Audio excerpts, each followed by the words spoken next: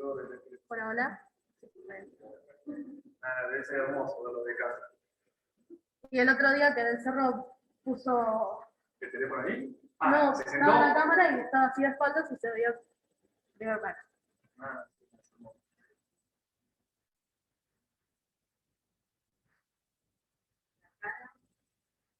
no, mejor.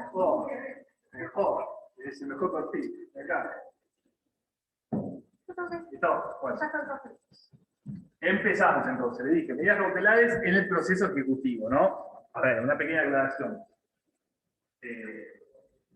Ustedes, obviamente, años anteriores, digamos, medidas cautelares, saben que para cualquier medida cautelar que ustedes quieran lograr, tienen que acreditar tres extremos, ¿verdad? Dos y uno viene de la mano.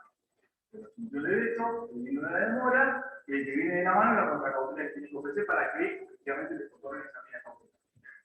¿Cuál es la diferencia principal con las medidas cautelares? En los procesos ejecutivos.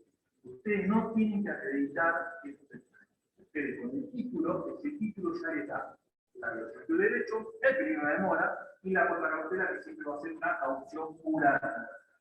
¿Saben todo lo que es una caución curatoria? ¿Sí? Bueno, el que no, me dice, si no, sigo. Voy a hacerlo así. Entonces, nosotros en el marco del proceso ejecutivo tenemos esa diferencia más que importante, que no la vamos a aclaración. No copien esto, porque todo esto lo vamos a subir en el trabajo del campo. Este PowerPoint se hizo en base al trabajo que se me subió, se va a subir. Y lo van a aclarar. Entonces, no pierdan el tiempo, no se gasten copiando. Aparte, es una definición, hay millones de definiciones que voy a mostrar. No la tienen que saber de memoria, no tienen que saber la memoria, es únicamente para que sepan que acá salen efectivamente palabritas para que ahora vayamos hablando. Primero, bueno, por si no lo conocen, Bozairi es uno de los procesalistas más importantes de la Argentina, ha escrito de todos los temas sabidos y por haber, y sigue dando cursos, por ejemplo, la especialización que estamos haciendo nosotros, todos los miembros de esta carta, estamos haciendo la especialización de Derecho Procesal de la UBA, cuyo coordinador en Mar del Plata es el doctor José Manuel Serra. Bien. El titular de esa especialización de la UBA es el doctor Bozairi. Y él te dice, con respecto a las medidas cautelares, que la finalidad de las medidas precautorias es la de garantizar futuras sentencias, ¿bien? Que se dicte en un proceso que no devenga en meramente ilusorio. ¿Esto qué es? Ustedes cuando tienen una medida cautelar, tienen que garantizar una futura sentencia. Pero el remate es que están buscando que la hagan igual. ¿Bien? Esto es el fundamento básico de todas las medidas cautelares. Yo no busco una medida cautelar para, digamos, entre comillas, digamos, perjudicar al ejecutado. Estaba pensando en otra palabra, pero bueno, perjudicar al ejecutado. No, yo lo que tengo que lograr es cautelar un bien, ese bien puede ser consumarista o un bien propiamente dicho, como todo lo que mueve, lo que puede, cautelar un bien para que para el día de mañana, pues yo tengo una sentencia de taxi y remate que me salga favorable, que esté firme, pueda efectivamente cobrarme mi acreencia. Ese es el fin de la medida cautelar. Algo muy importante que ustedes efectivamente, seguramente lo han visto años a la medida cautelar en el proceso ejecutivo siempre se busca, obviamente, un bien para votarlo o una suma líquida para efectivamente pagarla y al momento de presentar la liquidación cobrarse. Siempre tienen que saber, tienen que tener en cuenta que justamente no es el marco ejecutivo, pero sí es un proceso de conocimiento, más que nada, el Consejo de Cultura General, no tiene que identificarse mi pretensión con la medida cautelar, o sea, no tiene que ser idéntica. Si yo busco esa identidad, me la van a rechazar. ¿Por qué? Porque es una tutela anticipada, una medida satisfactiva. Eso significa, yo con esa medida cautelar que estoy solicitando, lo que estoy intentando hacer es adelantar la sentencia. Entonces, nunca pide una medida cautelar que sea coincidente con el fin del proceso. La medida cautelar es simplemente para garantizar la futura sentencia. Y a ver, si yo por ejemplo estoy buscando como medida, a ver, si yo quiero que fulanito me devuelva esta silla, bien, como medida cautelar, igual a tener una, no sé, o pagar un dinero, una suma de dinero para garantizar que esta se desapareció, me dé lo que corresponde por dinero, bien, yo como medida cautelar Mi pretensión es restitución de esta cita. Y el tío como medida cautelar que la de la cita, no, hay un reconocimiento, pero él no puede coincidir. Bien, porque si no, cuando yo llego a la sentencia, pero me dan esto, hoy, cuando llego a la sentencia, si no tenía razón, y capaz que ya me la ley, lo sé, la rompí, lo que fuere, no, no tiene que coincidir. La medida que estoy pidiendo con, efectivamente, la cautelar. Se da mucho, tampoco lo quiero confundir tanto. Pero a ver, porque es otro proceso, digo, lo que a veces digo otra dinámica con el amparo. Pero no lo quiero mañana. En el amparo sí se da. En el amparo sí se da, efectivamente, que la cautelar muchas veces coincide con lo que efectivamente se viene la sentencia. Pero es un proceso que tiene otro, será reiterable, tiene efectivamente otra velocidad y otro interés. Porque generalmente, digamos, a mí me desestiman la cautelar como consecuencia de que no vine de la mano de una situación de salud. Si es de salud, primero me van a cautelar y eventualmente después en la sentencia vemos si tenía razón o no. Pero no se mareen, no es el supuesto. El supuesto es el que yo dije de la cifra, el simple. ¿Bien? Bueno, y acá justamente lo que dice es que se deduce que las cautelares lo que buscan es preservar el objeto del proceso. O sea, yo lo que estoy buscando, vuelvo a repetir, es con esa cautelar el día de mañana cobrar, ni más ni menos. O sea, los ejecutivos sabemos que siempre lo que se está buscando es sumas de dinero, de alguna forma, porque todos los procesos que vimos siempre tienen como consecuencia el título o el origen dinero. Tengo que cobrar dinero. Si yo puedo cautelar una suma de dinero, cuenta corriente bancaria, una caja de ahorro, lo que fuere, es la mejor situación. Si no, voy a tener que cautelar otro tipo de bienes muebles registrables, bienes inmuebles registrables, y el día de mañana, como lo van a ver dentro de 1 o 2 semanas, cuando se subaste, se va a transformar en dinero. Y de ese dinero yo me voy a cobrar efectivamente la sentencia que estoy logrando ahora. ¿Bien? Principios generales de las medidas cautelares. Bien, esto surge del Código Civil y Comercial, no es nada nuevo, y efectivamente lo que ustedes saben es que todos los bienes, bien, todos los bienes de ese ejecutado, todos los bienes de ese deudor, efectivamente son son la garantía para el día de mañana para poder efectivamente ejecutar la sentencia. Todos los bienes, en principio. ¿Por qué? Porque sabemos que hay excepciones. Pero bueno, todos los bienes son garantías de común de todos los acreedores, únicamente del mismo. Si esa persona le debe a muchas personas, vamos a ser válidos efectivamente lo que tengamos derecho sobre esa suma o esos bienes, digamos, ¿no? Bien, bueno, esto es lo mismo, efectivamente, lo mismo que dice el artículo anterior, lo dice 743, que dice efectivamente que todos los bienes, y acá hay una pequeña diferencia, todos los bienes presentes y futuros, que ahora debe haber un ejemplo de bienes futuros, constituyen la garantía para los acreedores. En el caso de bienes presentes, obviamente todo lo que tenga que ver con oro. Si yo cobro efectivamente un salario por ser empleado, si yo tengo un bien inmueble registrable en cabeza mía, yo tengo un bien mueble registrable, un automotor, bien, todo esto yo voy a poder dar un paro oro. Pero puede ser que yo no tenga nada, pero sí tenga derecho. Derecho es un requiere sobre una sucesión. Yo quiera que no, para un familiar mío, yo efectivamente soy heredero, me presento en ese expediente, termino la fase personal, la primera parte, me declaran heredero, y puede o no que haya denunciado un bien. Yo lo que puedo hacer es, en el marco del proceso ejecutivo, pedir como medida cautelar, bien, que se encargue embargo sobre derechos futuros, o sobre derechos hereditarios que tenga el diputado en el marco de ese proceso sucesorio. Bien, entonces, no sé qué bienes son, porque todavía no tengo determinado, puede ser que sean uno, varios, ninguno, un porcentaje, lo que puede, pero sobre todo lo que tenga yo derecho a cobrar en el marco del sucesorio, como consecuencia de este embargo que se elabora en el proceso sucesorio, se va a dejar una nota que el día de mañana, cuando se ordene la ejecución, esto lo vamos a ver en la segunda parte del cuatrimestre, cuando se ordene la ejecución de ese bien inmueble en cabeza del ejecutado, el porcentaje que ingrese va a tener que ir efectivamente al proceso ejecutivo para cobrarse ese ejecutado. Perdón, pensaba que era. Bien. Entonces, esos pueden ser bienes futuros. No tienen por qué ser todos bienes que se encuentren hoy por hoy en cabeza del ejecutado. Todos los acreedores, como dije, tienen esa posibilidad de ejecutar esos bienes que tenga el ejecutado. Después, obviamente, esto va a venir de la mano de la prelación que tienen de acuerdo al momento en que yo trabe el embargo. Bien, pero esto para que lo sepan. Acá empezamos con, yo les dije, todos los bienes son la garantía común de saqueo, pero hay excepciones. ¿Cuáles son esas excepciones? Primero, este es un fallito para que tengan en cuenta algo fundamental. Las excepciones no las pueden poner en principio las provincias. Bien, esta es una consulta que se llevó a la nación para que efectivamente ella fuera quien señale cuáles son las excepciones, digamos, a esa posibilidad de yo poder pagar a veces. Bien, porque este fallito, el fallito lo tiene el trabajo, el sustrato o sea, no hay más que esto. Pero acá empieza una situación particular. Si ustedes ven el 744 del Código Civil y Comercial, que señala cuáles son los bienes excluidos de la posibilidad de pagar una medida cautelar, también van a tener que analizar el artículo 209 de nuestro Código de Procedimiento. El Código de Procedimiento vigente, que hasta que no se modifique, lo seguimos manteniendo, ¿no? Y acá en principio hay una puja. ¿Por qué? Te vuelvo a repetir, yo lo que le dije en base al fallo anterior, en principio es únicamente Nación quien establece que bienes son excluidos de la posibilidad de trabajo embargo.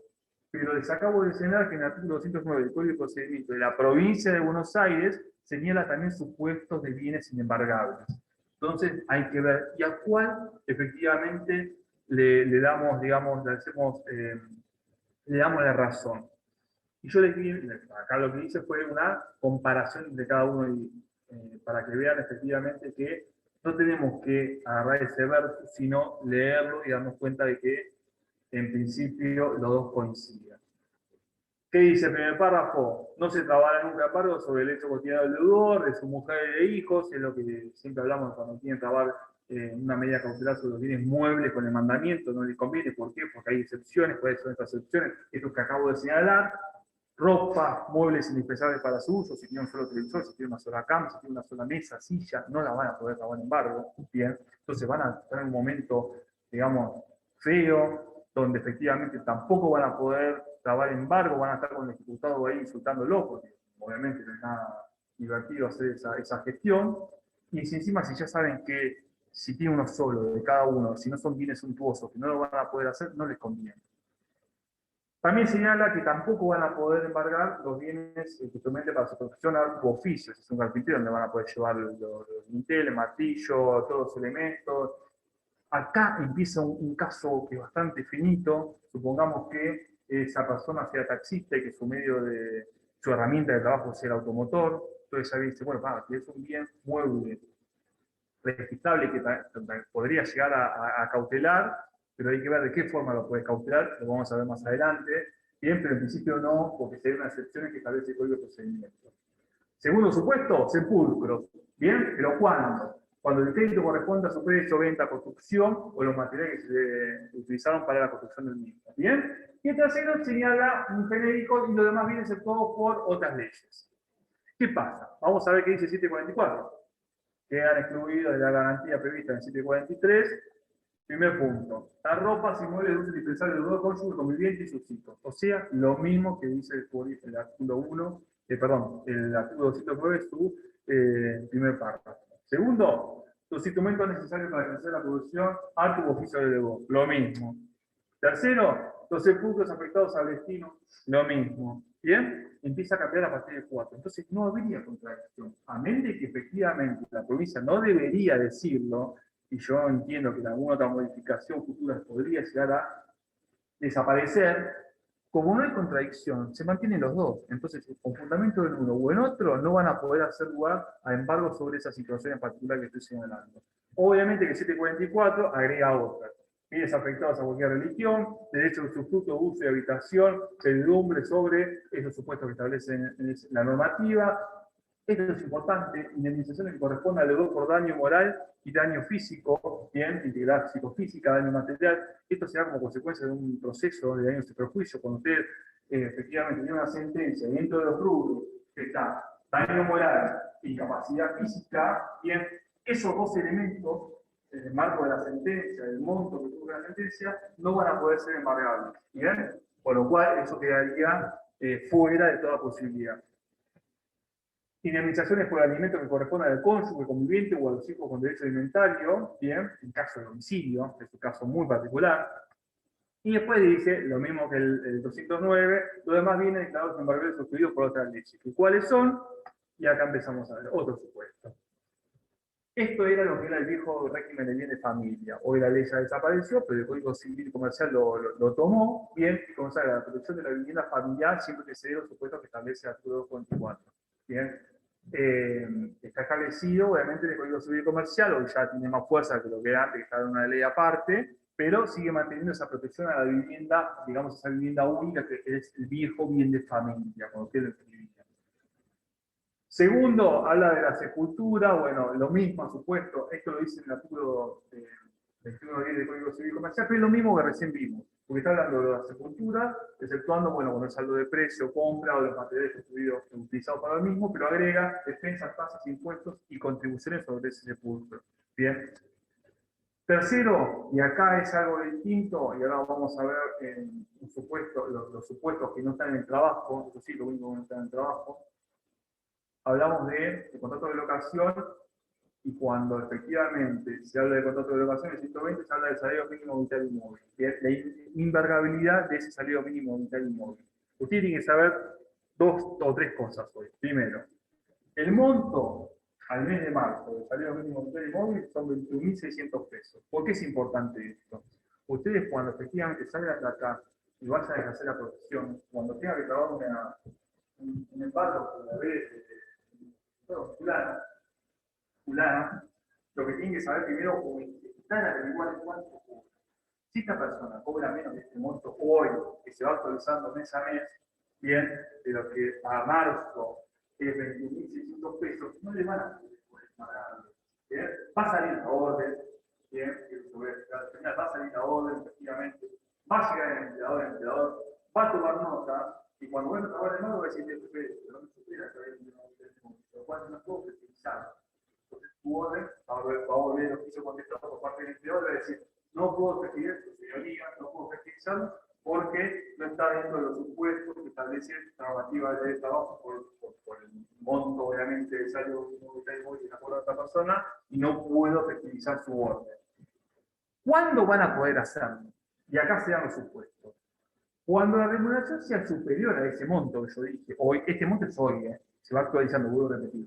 Pero cuando el monto de la remuneración sea superior a ese salario mínimo vital inmóvil, bien, pero si es inferior a 2, o sea, si es superior a 21.600, pero inferior a 43.200, bien, lo que se va a poder embargar es el 10% de lo que supere el salario mínimo vital inmóvil. Bien, ese es el porcentaje que yo voy a poder embargar. El otro supuesto, y ya ahora vamos desde el 2 veces el salario mínimo vital inmóvil, o sea, el doble, 43.200, hasta lo que sea, lo que yo voy a poder embargar es el 20% de lo que exceda el salario mínimo vital inmóvil, o sea, uno solo. De ese excedente, a partir de ese excedente, ahí voy a poder empezar a pagar el 20%. Pero lo que les conviene antes de trabar la medida esta es saber cuánto cobra este ejecutado. Porque si no, si lo voy a repetir, si cobra menos de eso y sale la orden, están perdiendo. Primero que están noticiando al fulano de que efectivamente le hicieron la demanda y le van a dar una medida cautelar. Bien. Si llega a tener otro bien, el poder se puede hacer. Entonces, primero venimos cuánto cobra y en base a eso le van a pedir esta medida. Si cobra menos de este monto, descártenla y vayan a ver si tiene algún otro bien que cautelar. Sí. Y tenés que probar de qué categoría es. Si efectivamente su ingreso supera el monto acordado de eso, depende de la escala, la categoría va a tener una escala. Y ahí más o menos. También vas a, o sea, en principio vas a poder, igualmente, ahí tienes otro problema, porque no es un asalariado. El tipo en verdad produce esa plata, hay que ver dónde está. No es que todos los meses la producción, efectivamente, vas a de alguna forma poder cautelarla. Acá es con el asalariado, que todos los meses cobra un monto de una empresa, un empleado, lo que fuere, que vos podés tomarlo. El monotributista va facturando, pero si sabe que le va a entrar un embargo, va a empezar a facturar menos, negriar o lo que fuere, para escapar. Pero no es que la plata va a esta cuenta. Tenés que averiguar dónde están las cuentas para pagar las cuentas, en verdad. No el producido, digamos, de su actividad, digamos, no como que si fuese ese monotributista, sino de la actividad que desarrolle, ahí va a saber que ir a buscarlo. Bien, cuenta corriente bancaria, caja de ahorro, no sé, una empresa, el líquido de la empresa, lo que sea que produzca. Bien, más supuestos. Hablamos de edad, bueno, este supuesto es más viejito, no sé si ustedes lo han visto, pero hubo una época donde el Banco Hipotecario Nacional efectivamente daba unos préstamos más importantes y baratos, bien, y dentro de esa facultad que le daba, o esa posibilidad que le daba juntamente con el préstamo, venía la inembargabilidad en esos supuestos adquiridos por intermedio de esos préstamos, bien. Era un supuesto, un beneficio más que tenía como consecuencia de ese préstamo. Jubilaciones y pensiones. ¿Bien? ¿De quién? De todos. No importa el monto. Acá voy a hablar, bueno, pero si el jubilado ese cobra 1.000, si el jubilado de Zaffaroni, efectivamente, el jubilado, y bueno, el requisito está dentro de la excepción que hay de la inembargabilidad. Eventualmente, si ustedes no están de acuerdo, van a tener que plantear la inconstitucionalidad de esta ley para hacerla caer y poder embargarle. ¿Por qué? Porque lo que está cobrando está por demás o por arriba del promedio de jubilaciones de cualquier argentino modelo. Bien, pero bueno, eso es un supuesto atípico y de laboratorio. Este es importante. Hablamos de la inembargabilidad de los salarios de los empleados públicos. ¿Por qué es importante? Porque en la práctica, ustedes ven, van a ver que efectivamente cuando ustedes tienen que pedir el embargo de los saberes de diputados, muchas veces dicen un funcionario tal, empleado de Banco Provincia o empleado del Poder Judicial, si es empleado judicial, si es empleado de la provincia, no sé, no se lo podría dar. ¿Por qué? Porque es el diputado que se tiene que presentar el expediente y efectivamente hacer el servicio y decir, soy empleado público, tengo mi beneficio, por lo que establece la ley, y por ende se ordena el levantamiento, listo, lo va a hacer el juez, ordenado. Pero la orden la va a dar. ¿Por qué la va a dar? Yo le di un ejemplo en la hora anterior que te lo voy a repetir. Hubo acá, hay un docente de esta facultad, de la Rondo, en oportunidad es una explicación a la tarea de campo con respecto a los empleados de tal luego de la comunidad. No son empleados públicos, que no nada, son empleados públicos, pero tienen que ser empleados de institución grande, que tiene mucha gente, que había un nivel de deuda por parte de esos empleados muy importante, todo con respecto a una financiera, y la verdad que ninguno se necesitaba nunca hacer valer su derecho, que es con excepciones o intentar una cita de espera, de nunca. Automáticamente, se ordenaba el embargo de los saberes, le dio el mandamiento, nunca se presentaba. Entonces, todo ha indagado, ¿qué pasaba?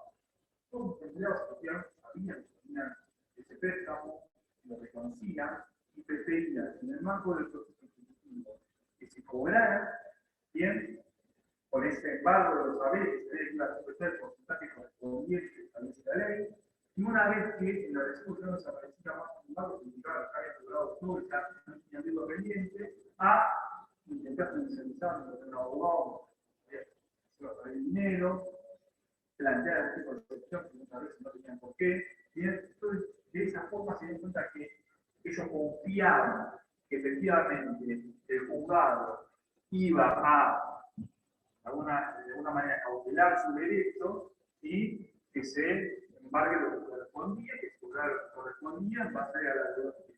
Bien, del mismo modo puede ser que un empleado público considere que efectivamente no tiene nada que plantear, que esa deuda la tiene que pagar. Entonces, en lugar de cercenar el derecho del ejecutante y no dar la medida cautelar, se la dan y eventualmente va a ser el ejecutado que se tenga que presentar y hacer valer sus derechos en cuanto a pedir levantamiento de la medida cautelar. ¿Bien? Ese sería el fundamento práctico que se da. Sí.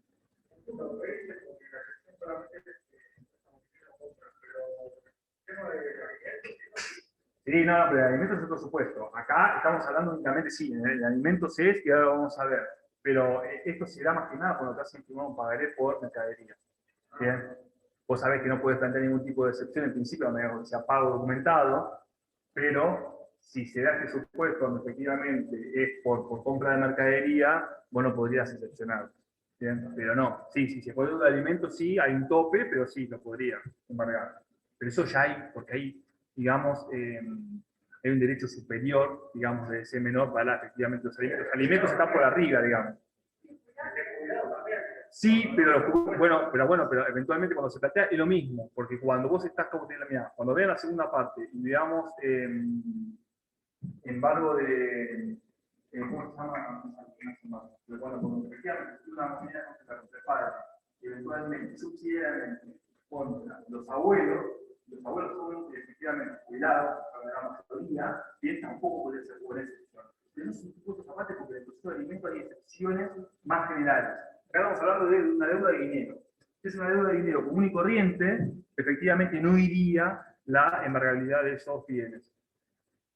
Vamos acá directamente a entrar a uno de los supuestos de medidas cautelares más reconocidos, que es el embargo. ¿Bien? Bueno, acá tenemos una pequeña definición de Podetti, que establece, bueno, que es aquella medida cautelar que afecta un bien determinado. Esto es importante, el embargo se da sobre un bien determinado. Yo no puedo embargar todos los bienes que tenga el ejecutado.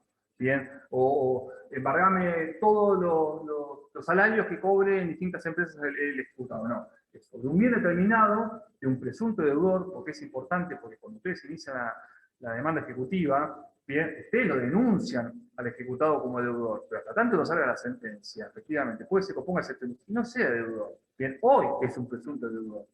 ¿Y es para qué? Para garantizar la eventual ejecución, digamos, de esa sentencia. Vuelvo a repetir, la medida cautelar es para garantizar esa sentencia, que yo no tengo una sentencia hermosa, que la ponga en un cuadrito, como siempre dicen, en mi cuarto, y la medida que hay una sentencia. No, no. Lo que tengo que lograr es la sentencia, bajarla, bajar la tierra, cobrarla, y cómo la cobro, ya sea por una medida cautelar que consiga, bien, hoy, bien, si son sumas líquidas, o eventualmente una medida cautelar, un embargo de un bien, que el día de mañana yo voy a subastar. Esos son los supuestos que hay. Bien. Esto igual, te vuelvo a repetir, no tienen que saber de memoria, tienen que saber únicamente ya sabiendo para qué sirve, digamos, la medida cautelar, se van a ir dando cuenta todas. Y ustedes tienen el código de procedimiento que también se las va a señalar. ¿Qué es importante, sí, del embargo? Y son los efectos que tienen efectivamente las medidas cautelares. En primer lugar,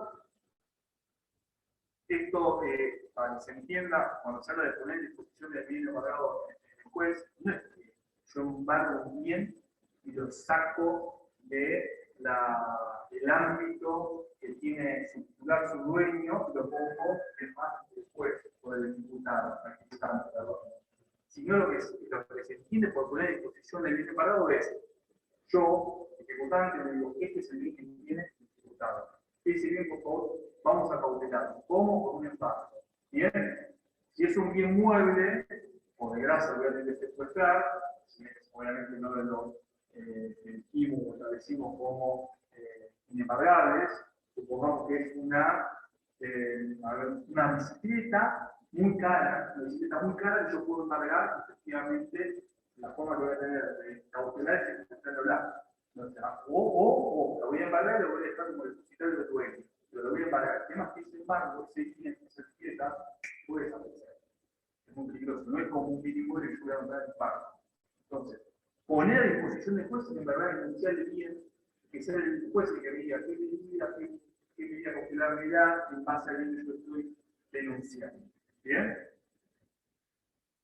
La cosa embargada, lo que yo he estado diciendo, continúa siendo propiedad del ejecutado. Si yo embargo un bien mueble registrable, un automotor, si yo embargo un bien inmueble registrable, casa, departamento, lo que fuere, bien, cualquier cosa que yo embargue, no significa que ese embargo le va a quitar la titularidad al dueño. No, sigue siendo dueño la persona que aparece registralmente como tal. Pero, obviamente, lo que sí sabe esa persona es que el bien está cautelado. Que hoy está, y que el día de mañana yo tengo una sentencia y llego a una subasta, ese bien ya no va a estar más en cabeza. ¿Por qué? Porque efectivamente se subastó, se vendió y se ordenó la discusión a favor de otra persona. Pero hoy, y hasta tanto esa sentencia que le firme, bien, ese bien sigue siendo propiedad del ejecutado. Y lo va a seguir siendo. Y más, hasta puede ver, como pasa en el supuesto siguiente, lo puede tener. Bien, aunque esté cautelado, se puede vender. No hay objeción, digamos, o, digamos, la situación particular que hay. Ustedes, cuando escriben un bien en el pago de manera cautelar de ese bien, lo que están haciendo es dar publicidad tercera. Si yo compro un bien que está embargado, yo, bien, me pongo en lugar de que eventualmente, si el proceso continúa, no le hace lugar a la excepción que me juró el ejecutado que iba a oponer, bien, y sale a hacer remate, yo, comprador de un bien embargado, si lo subasta, voy a poder iniciar un registro, obviamente, porque me lo vendió, pero hasta ahí nomás. Yo sí que está embargado, sí que es una medida cautelar y que no se puede vender. La trampa para subastar, bien, y yo voy a perder el bien y la plata, porque para recuperar esa plata en cabeza del ejecutante, vas a saber cómo lo van a hacer. Pero bueno, en principio, ese bien se puede vender, a menos que esté embargado. Bien, acá te decía, ¿qué pasa? Yo tramo la medida cautelar, pero hasta tanto no inscriban el registro si es un bien registrable.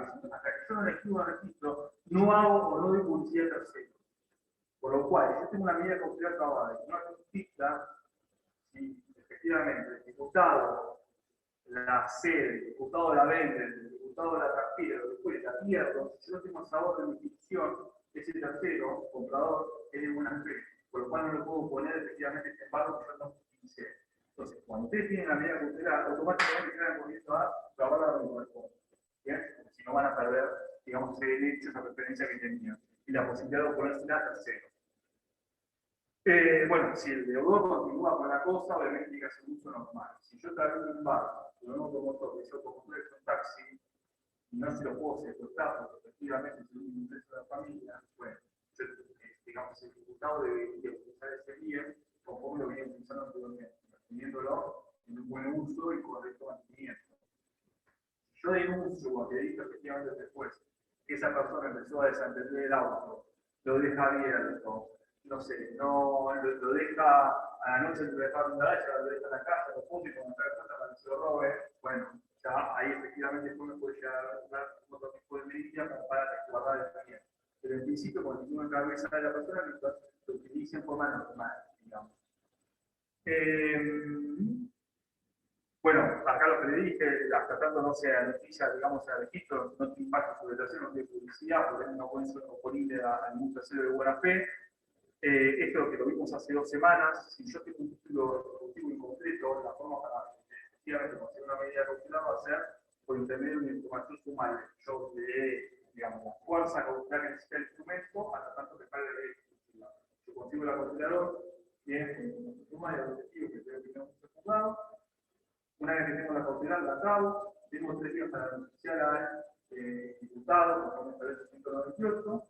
Una vez que la tengo trabada, ahí sí lo quito el muchacha para que efectivamente venga a reconocer o no la firma, la suma que estoy intentando ejecutar, preparo la ley ejecutiva para eliminar la calificación. La cautelar en consecuencia de haber posiciones con sumaria.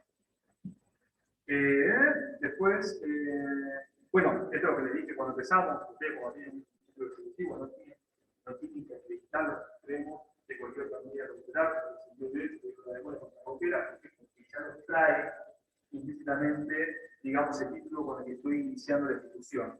Y por último, en cuanto a la amplitud de criterio, esto significa si el juez eventualmente ante un título, si es un título completo no va a tener duda, la va a dar siempre la cautelar. Pero si es un título incompleto, donde la información sumaria no es, digamos, increíble, ante la duda, siempre es posible dar la cautelar, bien, dar la cautelar, siempre y cuando obviamente aquí el ejecutante, que va a ser quien responda eventualmente a nuestra tal que puede estar haciendo lo mismo, antes de no darla, que se me salga el dominio del ejecutado y que no tengo un bien para garantizar la futura sentencia que se está intentando buscar en el juicio, ¿no? Por eso se habla de actitud de darla, bien, porque eventualmente ese embargo, a menos que genere un perjuicio puntual y acreditable, es preferible dar la cautelar que no darla y perder ese bien. Bien, eso más que nada lo que busca las medidas cautelares.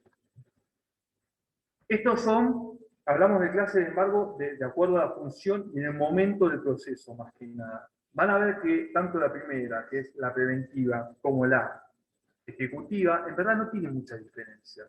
Y esta es la que se da efectivamente desde que se inicia un proceso o con anterioridad al inicio del proceso hasta el momento del dictado de la sentencia de tasa de remate. Bien, durante todo ese periodo yo tengo o un embargo preventivo o ejecutivo, si lo quieren decir. Ejecutivo más que nada, porque estamos dentro del marco de un proceso ejecutivo. Si yo estoy en el marco de un proceso de conocimiento, va a ser preventivo, pero siempre es lo mismo. Estoy consiguiendo una medida cautelar antes, efectivamente, de la sentencia. En el caso del proceso ejecutivo, de la sentencia tras el remate. La diferencia viene con el embargo ejecutorio. ¿Bien? Cuando ese embargo preventivo o ejecutivo se transforma en ejecutorio, cuando yo ya logré, cuando ya llegué a la sentencia tras el remate, la misma está firme y consentida, ¿bien? O la misma fue apelada, la alzada efectivamente confirma la sentencia de primera instancia, vuelve a primera instancia, una vez notificada, y efectivamente yo tengo ya una sentencia firme, como consecuencia del transcurso del tiempo o de la apelación confirmada, y lo que tengo que pedir después es que ese embargo, que sea ejecutivo, bien, o preventivo, que yo tiene el registro, me lo transforma en ejecutorio. Bien, y esto es lo que va a noticiar a esos terceros que pueden tener intención de comprar este inmueble.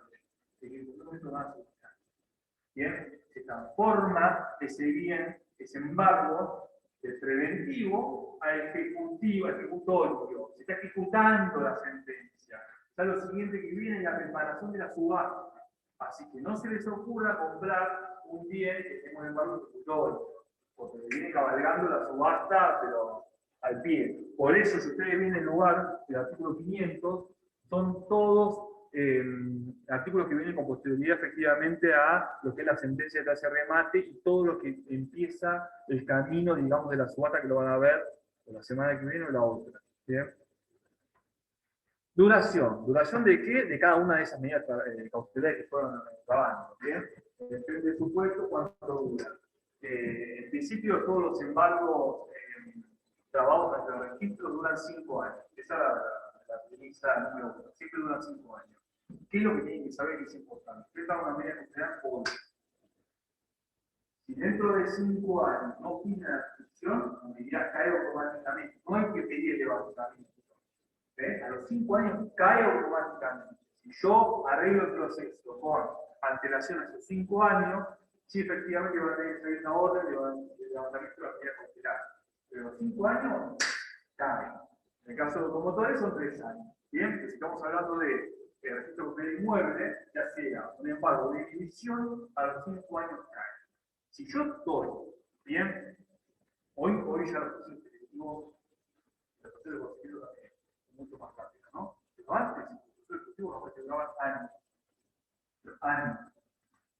Si yo estoy dentro de esos 5 años, efectivamente, digo que va a seguir, y no voy a conseguir eventualmente, no sé, la subasta, lo que tengo que hacer es presentarme el juzgado antes de los 5 años, yo invito un par de semanas antes, pedir la restricción, me van a ordenar la restricción de esa medida cautelar, yo voy a tener que instrumentar y utilizar el registro correspondiente para que me inscriba antes de esos 5 años. ¿Por qué?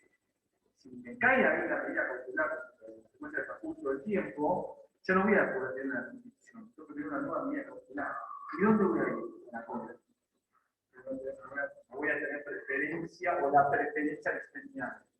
Voy a ir a la corte. Si estaba en primer lugar, me dormí, pasaron 5 años, y le pido efectivamente la restricción, vos me dices la restricción, no, yo te doy inscripción, como te cayó, me da la inscripción, y cuando yo lo voy a anotar, si estaba en primer lugar, me ven 4 después de mí, y yo voy a la cola, y voy a hacer, ahora yo voy 4 lugar, me van a subir todos, y yo me voy a quedar en 4 lugar. Esto cuando me va a perjudicar, porque estaba en primer lugar, tenía prelación, preferencia para el pobre. Si yo voy a la cola, se van a cobrar todos estos. Y después voy a dejar con los que si quieren. Entonces, si tienen un embargo, ustedes efectivamente lo trabajan en primer lugar, cuídenlo. Ya sea que dure 5, 10, 15 años, lo que puede. Manténganlo en algún momento, lo van a efectivizar. Perdón. Y después, en cuanto a buques y aeronaves, si ustedes ven la ley, efectivamente no dice un plazo. Pero se entiende por jurisprudencia que efectivamente ese término es el mismo que tiene para la inscripción de registrar los bienes inmuebles, bien, y lo lleva a 5 años también de duración. Así que tanto buques, aeronaves, que son bienes registrables muebles, Bien, al igual que los automotores, la diferencia es que acá duran 5 años, en automotores son 3. Lo mismo si están inhibiendo, ya sea en automotores, buques o aeronaves. O también otra cosa que no es una primera hora importante. Cuando ustedes escriben una medida cautelar, si ustedes, por ejemplo, ahora vamos a ver cómo se da inhibición. Si es una medida cautelar sobre un bien, van al registro de esta civil y la trabajan. Ustedes están tomando inhibición. Inhibición es, obviamente, veneno. Y van a tener que escribir en cada uno de los registros que ustedes entiendan que efectivamente puede llegar el día de mañana a ingresar un bien.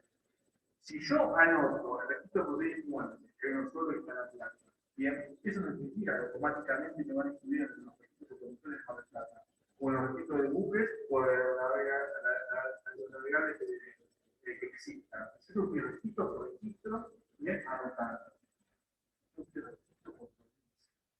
Obviamente no van a ir a toda la provincia de la Argentina. Ustedes saben que fulano vive en Mar del Plata. Y lo máximo que vamos a poder tener como vive en Mar del Plata, listo. Si ustedes saben que tiene un bien en San Juan, hay que ir al registro de San Juan y escribir allá. Un bien en Córdoba, lo mismo. Bien, pero donde ustedes no anoten, no impacta. Entonces tengan cuidado. Obviamente que también cada una de las instituciones sale plata. Entonces tampoco van a estar escribiendo en toda la Argentina. Van a elegir eventualmente registro de inmueble y van a poder, por intermedio de la Cámara de Automotor, que nuclea todas las cámaras locales en Mar del Plata, escribir inhibiciones en esos dos. Listo, ya está. Con esos dos suficiente. El día de mañana, si un proceso sube sólido, le piden informe de inhibición y había un bien oculto, va a saltar automáticamente. Si no, no. Acá lo que yo le decía, primero, bueno, ustedes cuando trabajan una medida cautelar, como me parece lo que tienen que hacer es grabar la medida, lo tienen que garantizar eventualmente con cumplimiento de exigencia que se dicta en el marco de un ejecutivo. Bien, lo que está invitando, digamos, en todo el procedimiento que ustedes saben, sin embargo, a lo que tiene que ver perjudicar al ejecutado. No es la intención de la medida cautelar de perjudicar al ejecutado, sino cautelar su acreencia. Bien, entonces, si yo efectivamente, va a conocer el ejecutivo, tengo varios bienes para cautelar, y yo voy a elegir el que más daño le haga al titular, le voy a dar un ejemplo. Yo tengo un comerciante que tiene una cuenta corriente bancaria que tiene un volumen de dinero de 30.000 pesos. Bien, a su vez tiene una casa, una mansión y tiene un Mercedes-Benz. Pero yo sé efectivamente que a él lo mato si le pago algo sobre la cuenta corriente bancaria que uno de repente tiene un volumen de 30.000 pesos mensuales. Si yo efectivamente tengo un pagaré por 200.000 pesos y pago un barro sobre esta cuenta corriente bancaria, ¿cómo se va a dar? Automáticamente, por eso es el y así lo ya. Listo. Cuando se presenta el ejecutado, bien, si conforme los 204 no ofrece alguno de estos dos minutos para sustituir esa medida cautelar que trabaja sobre esa cuenta corriente, como consecuencia de los perjuicios que le genera, digamos, esa cautelar, ese embargo de haber sobre ese flujo de dinero, lo que va a hacer el juez, el juzgado en lugar es por rescatar, bien, el ejecutante va a analizar estos bienes que ha ofrecido para sustituir. Si dice no me interesa ninguno de los dos, va a pasar a resolver el juez, pero se entiende que en principio debería hacer jugar a este planteo, a este pedido de sustitución, como la mesa de perfecto está cargando, elegir a uno de los dos trabajos. Si no, no hay problema. Se pasa a resolver, lo va a resolver. Obviamente, dice el equipo que acá un flujo de 20.000 pesos, se da cuenta que tiene que no perjudicar al ejecutado, va a cambiar, va a sustituir la medida por alguno de los bienes y le vamos a ver las cosas. Están ofreciendo bien, efectivamente. Pueden cubrir con creces, con creencia, no se queden torpes con respecto a un bien únicamente para perjudicarlo, porque no es lo que se busca, digamos, en el marco de la medida cautelar. Esto para que lo sepan. Y esto es lo que le dije antes. Obviamente es importante el derecho de preferencia. ¿Qué es lo que busca la ley? Si ustedes fueron los primeros que encontraron ese bien y estaban en embargo, al un premio. Depende de cuál es, el día de mañana se van a subastar, ustedes son los primeros en cobrar. Bien, que el resto vayan a la cola en medida que vayan anotando sus medidas cautelares. Pero ustedes van a tener preferencia sobre el resto. Ese es el beneficio que le da el código de procedimiento a los primeros embargantes o al primer embargante, en ese supuesto.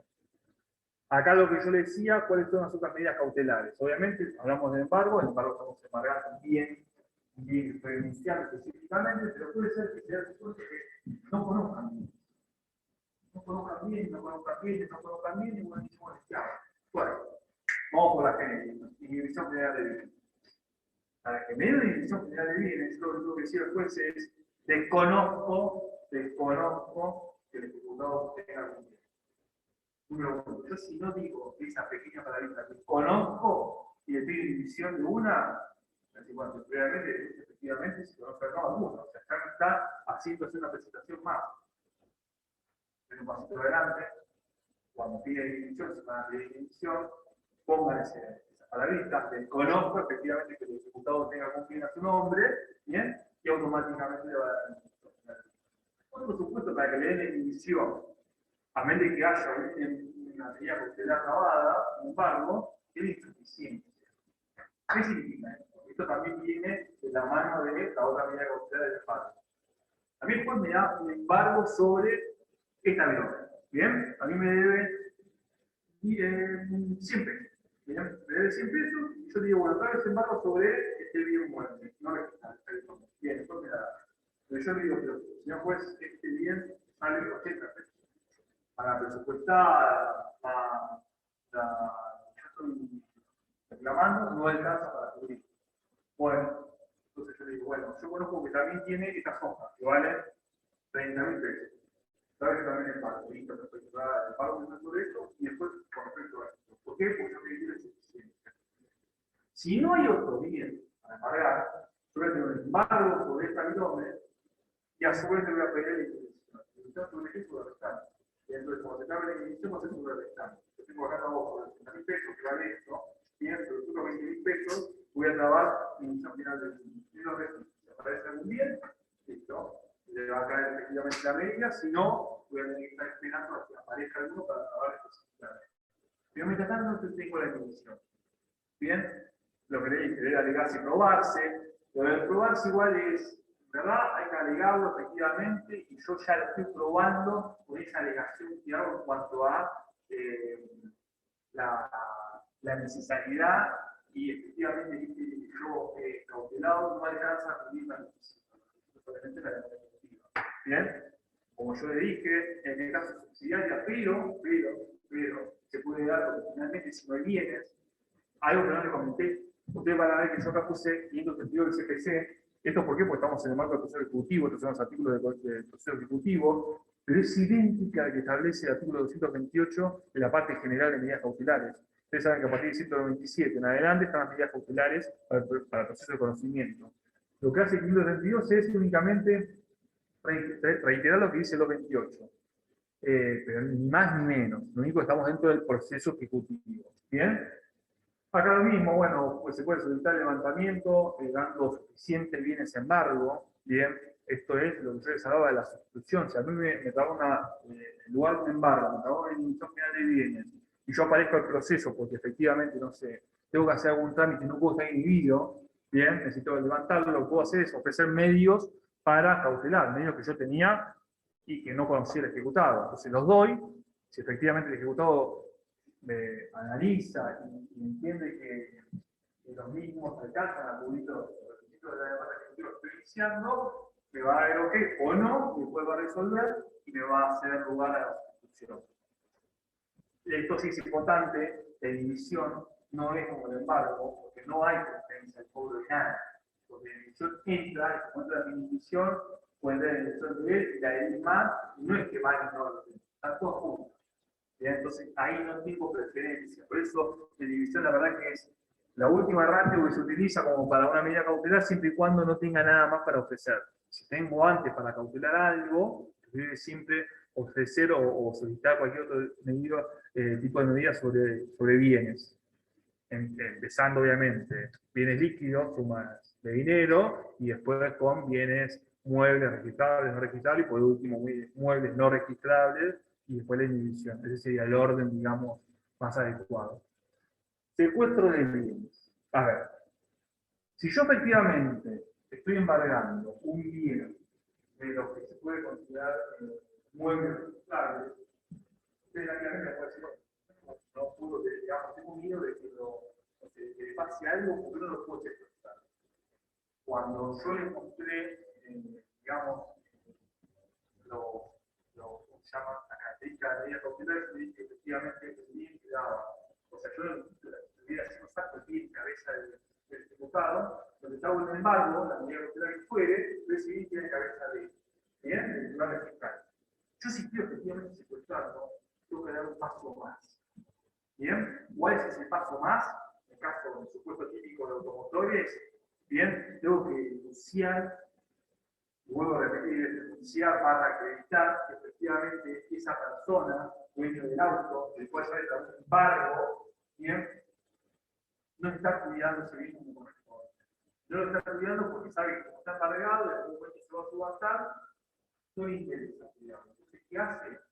Lo está dejando en la calle con la puerta abierta, o ya chocó 2 veces, está todo rayado, yo, habiendo acreditado que estemos beneficiados de alguna forma acreditado ante el juez, que yo tengo una medida contratada de paro preventivo, y que efectivamente no está haciendo lo tiene, le tiro ese juez.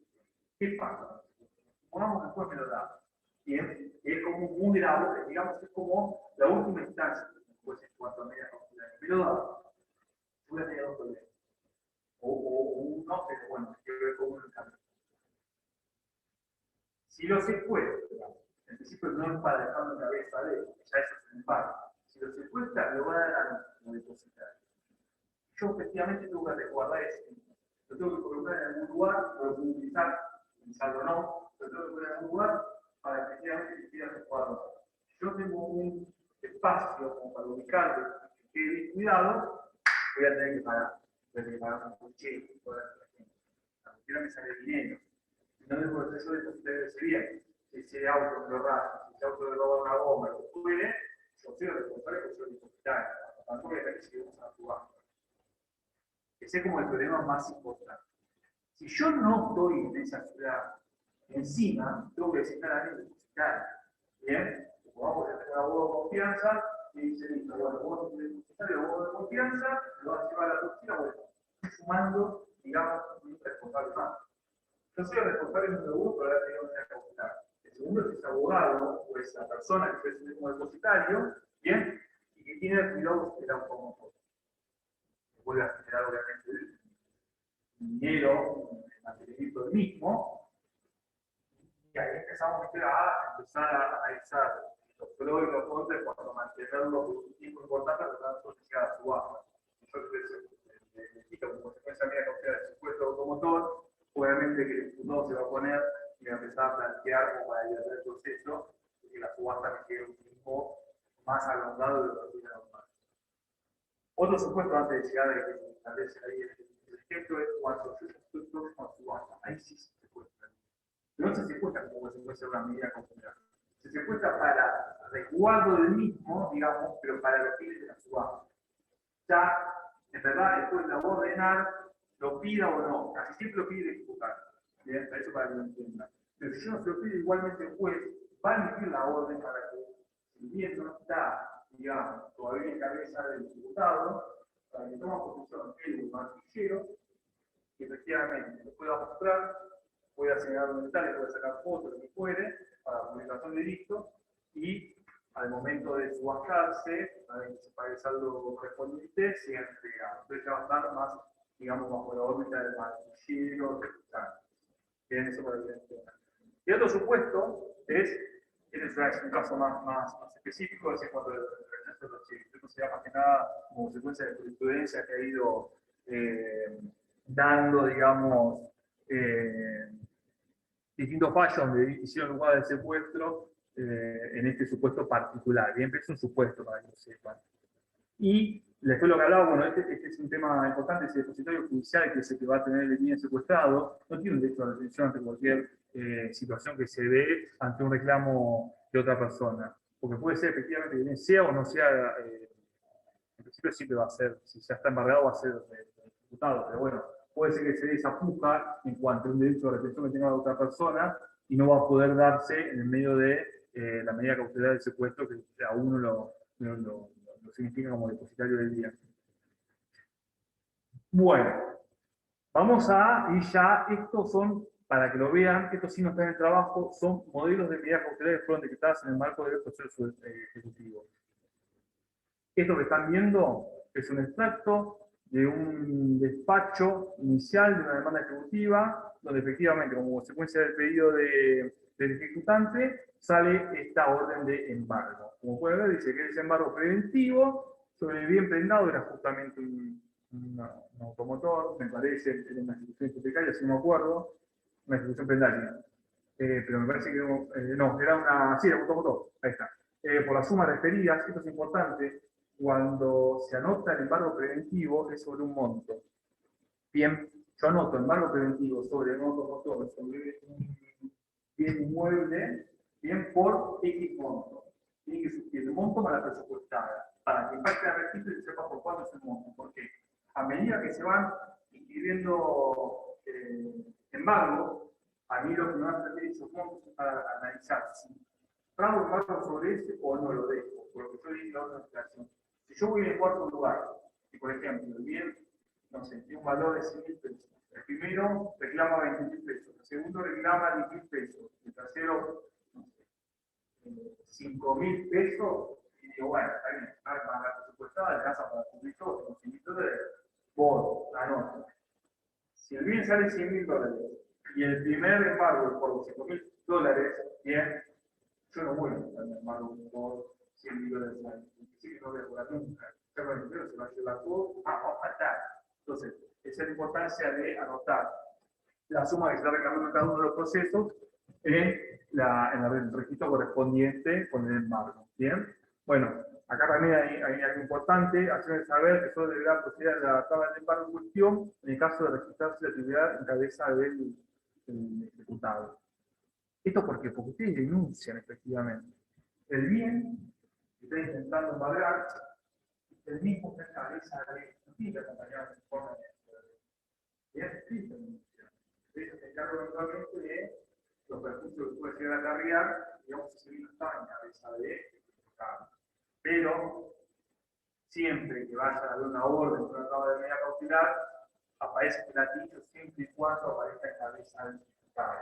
Bien, porque cuando se da la orden, aparece la carátula de los datos del ejecutado. Entonces ya saben que se está trabajando una medida cautelar contra José Pérez y el bien inmueble o mueble que se está intentando embargar en la cabeza de Juan Pérez, el registro no te va a notar porque va a decir, vos me dijiste que estaba en cabeza de José Pérez, sí, este es Juan Pérez, sí me cago. Vuelve, bien, porque efectivamente se hace saber el ejecutante y es que va a determinar si en verdad ese José Pérez es Juan Pérez, ¿es lo mismo o no? Es otra persona, entonces no, espera que averiguo, busco otro bien y te pido que efectivamente la cautelar. Usted no tiene que acreditar que tiene cabeza de ejecutado. Bien, esto es importante. La tarea tiene que hacer usted, si lo acreditan bien, si no, no. Ahora vamos a ver un ejemplo donde efectivamente se había acompañado, bueno, en este no. En el próximo vamos a ver un ejemplo donde se había acreditado con informe de registro que el bien estaba en cabeza del fulano. Este sí es interesante porque es un embargo ejecutorio. ¿Por qué? ¿Ven la diferencia entre preventivo, ejecutivo, como les mostré, y ejecutorio? Porque es una ejecución de una sentencia de transferencia y remate. Bien, ustedes saben que tienen proceso ejecutivo, llega hasta la sentencia de tercer remate, puede ser que efectivamente no se cobre y empieza la ejecución de la sentencia de tercer remate. Casi siempre, o los casos más típicos son ejecución de honorarios, donde efectivamente ya se inicia con la ejecución de la sentencia por honorario. El honorario ya es una resolución interlocutoria, tiene una fuerza de sentencia, que ustedes no se la pagan y ejecutar los honorarios. Pero esa ejecución de los honorarios se marco de un proceso, digamos, de ejecución de sentencia. Entonces, por ende, ya se tenían efectivamente o si no tenían una medida cautelar, pero están teniendo ahora, ya no va a salir de va a salir ejecutorio. Porque ya el marco de defensa es mucho más chico que en el proceso ejecutivo y únicamente van a poder oponer 2 o 3 excepciones. Entonces, automáticamente sale ejecutorio, el embargo, ¿bien? Y acá es el supuesto que yo les dije cuando hablaba de bienes futuros. Porque sobre el acervo sucesorio de fulanito de tal, lo que está haciendo es una medida cautelar, ¿bien? Para que el día de mañana ahora se coloque nota de embargo, bien, para el día de mañana, cuando ingrese algún bien, al momento de escribir, el porcentaje que corresponde a este ejecutado, que hay de caché las iniciales, se cautele y se envía al proceso ejecutivo. ¿Bien? ¿Para qué? Para efectivamente poder efectivizar la sentencia que se había dictado oportunamente. Acá, por eso, justo lo que era interesante, que era la posibilidad de ver un embargo ejecutorio y que la medida cautelar sea una medida, una anotación de embargo sobre delitos futuros en el marco del proceso sucesorio. El último, y acá vienen las dos partes, la parte en azul es lo que pide el abogado, es el extracto del escrito del abogado, y la parte roja es lo que ordena el juez. Ustedes pueden ver, dice, solicita embargo de propiedad. En virtud del expuesto, bien, petición o seguir oficio o registro de propiedad tal, a los efectos de decisivo a tomar embargo sobre el inmueble. Esto es lo que yo le mostraba. Lo que se denuncia es la nomenclatura catastral del inmueble. No se dice, el inmueble existo en, no sé, Castelli 239, no. El registro toma nota de la nomenclatura catastral. Ustedes van a ver la nomenclatura catastral, mínimamente tiene que tener o un informe de dominio, o si está en el marco de una ejecución de expensa, surgir efectivamente de las constancias del reglamento de copropiedad o de los libros que tenga la asamblea. No es que puedan inventar la nomenclatura catastral. Entonces, efectivamente, lo que le va a convenir siempre es antes tener un informe de dominio para dos cosas: saber la nomenclatura catastral y tener de alguna forma probada que el mismo está en cabeza del ejecutado. Pero no lo tiene que acompañar el expediente. O sea, no es un requisito para la traba. Es algo de ustedes para poder efectivamente saber. Entonces dice, bueno, todos los datos en la nomenclatura catastral, por la suma de pesos tanto, bien, correspondiente a 91, como acá se use, acá lo que faltaría es la presupuestada, que aparece acá, bien. Entonces, cuando sale la orden del juez, dice, bueno, atento los resultados y dispuesto por los artículos tal, bajo responsabilidad de que se embargo preventivo sobre el bien denunciado por la suma de peso. 179.520 más 54.000 que la presupuestada, ese 30% que se adiciona para cubrir costos, cosas y costos del proceso. Y esto es lo que quería mostrar, se los hago saber, a cuyo fin libre ese oficio, bueno, dejándose presa constancia del mismo, nombre completo de los demandados, y acá donde, bueno, la medida cautelar se otorga bajo caución juratoria, automáticamente ya el juzgado entiende que hay caución juratoria, no tiene que venir a prestarla, ya se entiende que la otorgó cuando pidió la medida cautelar, bien, bajo responsabilidad del imputante. ¿Qué es importante? Lo último, lo que terminamos, todas estas medidas cautelares que estoy señalando, bien, ustedes tienen que especificar. Ustedes saben la orden del juez, que como dice acá, dice, líbrese oficio. ¿Bien? Todas las medidas cautelares se efectivizan por oficio.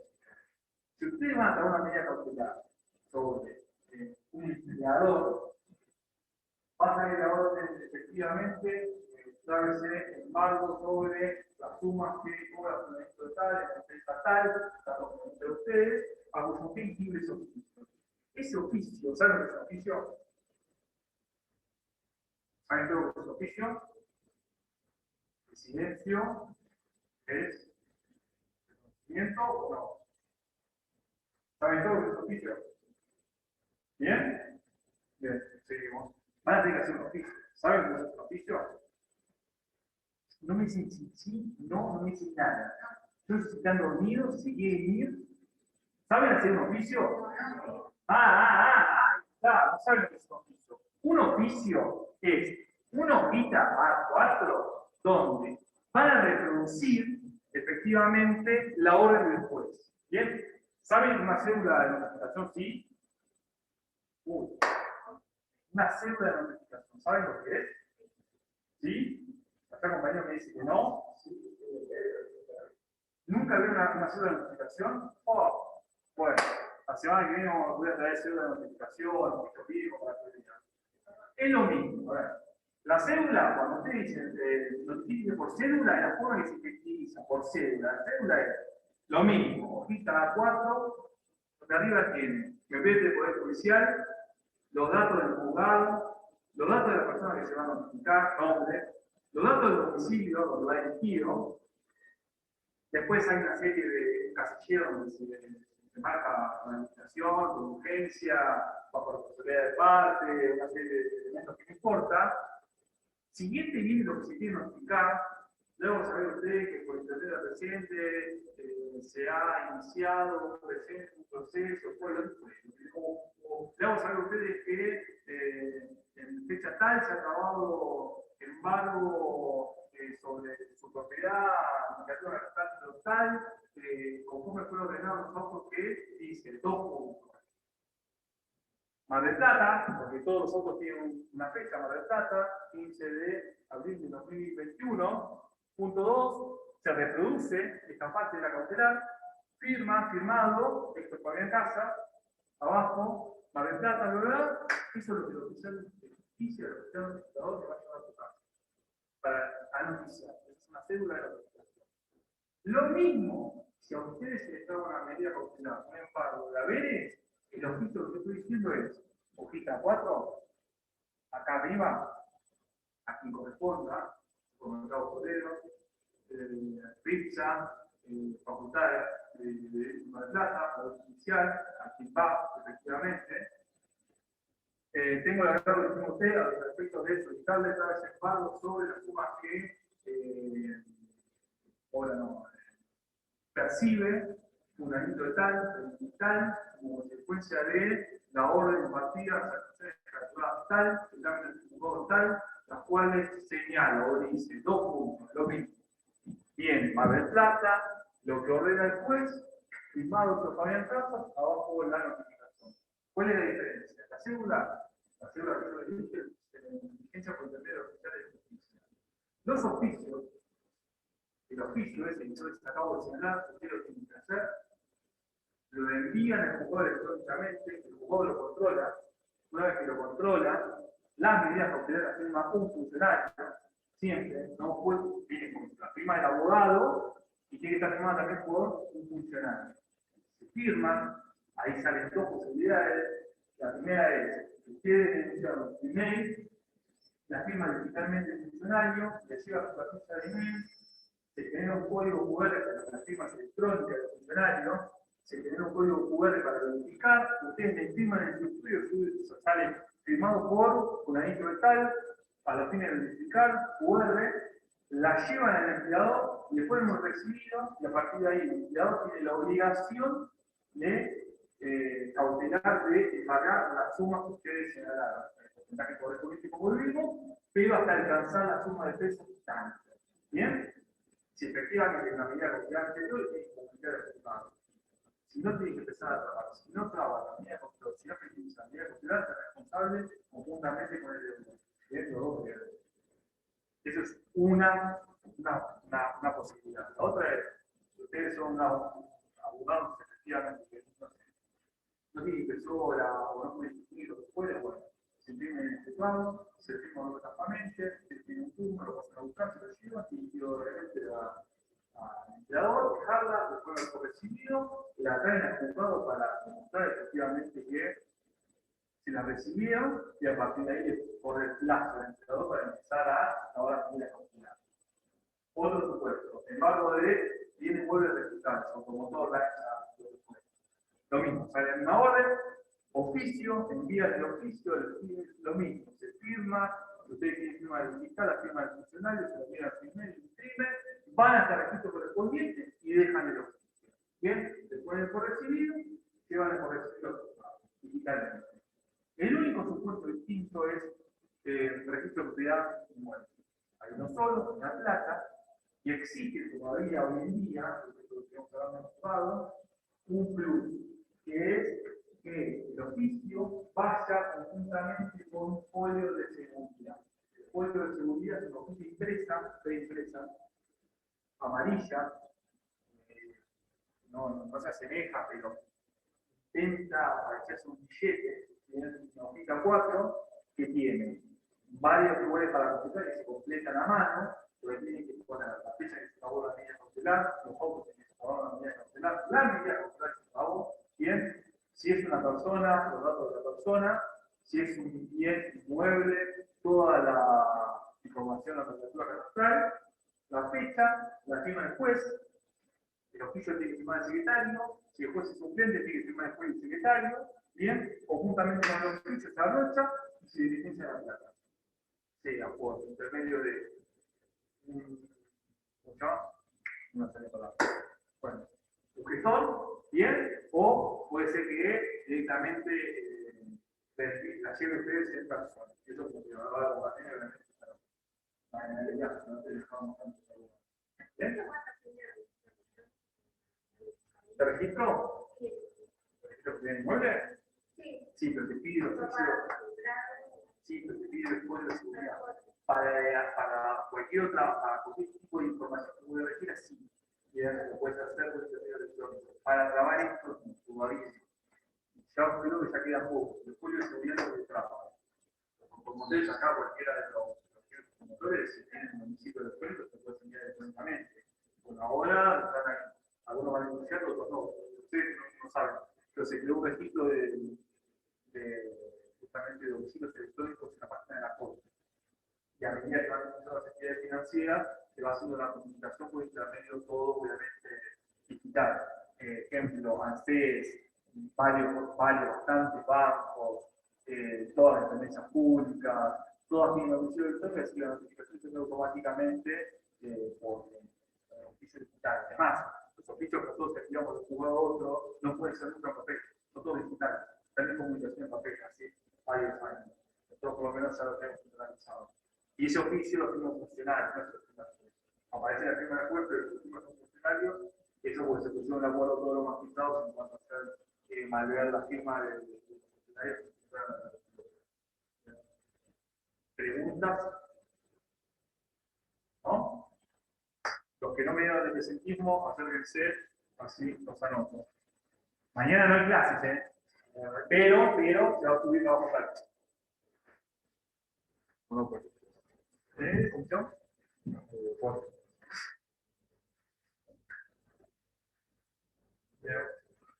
Perfecto.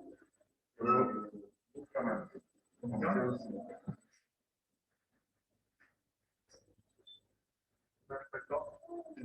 Comisión 4. De acá se le con internet. Igual circular, sí, perfecto. Claro.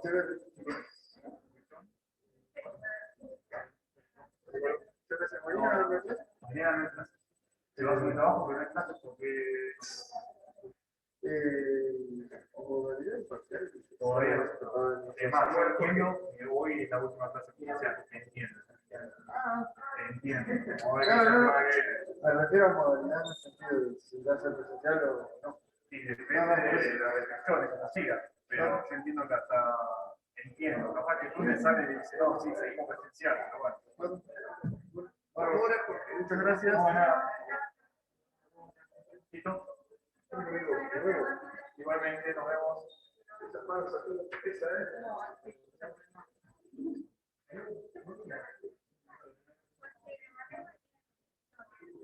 ¿Y mañana no contesta? Mañana no te contesta, no contesta.